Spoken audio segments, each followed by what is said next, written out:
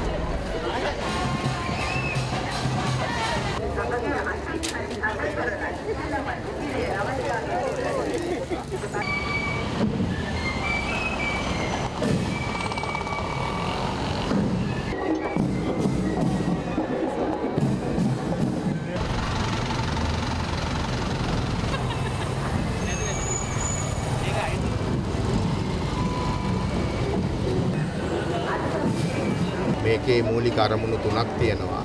එකක් තමයි ජනතාව මේ හදිසි අනතුරු පිළිබඳව දැනුවත් කිරීම. දෙවැනි එක තමයි මේ කාර්ය සඳහා ප්‍රජාවගේ සහභාගීත්වය ලබා ගැනීම.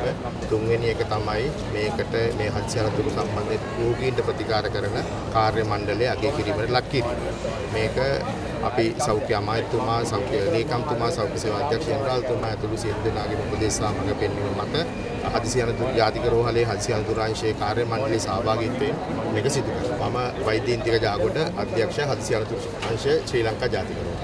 ඔබ හැමදෙනාම දන්නවා දවසකට හදිසි අනතුරු නිසා අපේ ජීවිත ලංකාවේ ඇතුළත ජීවිත 6ක් විතර නැති වෙනවා. ඒ වගේම හදිසි අනතුරු නිසා විශාල සංඛ්‍යාවක් පූර්ණ ආබාධිත තත්ත්වයටත් අර්ධ ආබාධිත තත්ත්වයටත් පත් වෙනවා.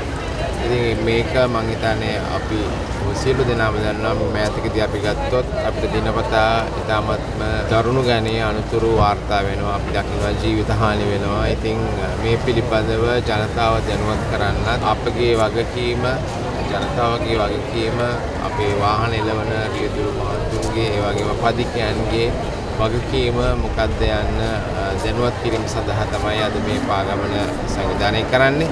අපි මේ ඉන්නේ ට්‍රෝමා වෝක් 2025. අපේ රටේ වැඩිම ප්‍රමාණයක් රෝහල්ගත වීම සිදුවන්නේ මේ හදිසි අනතුරු නිසා. එතකොට මේ හදිසි අනතුරු වළක්වා ගත හැකි.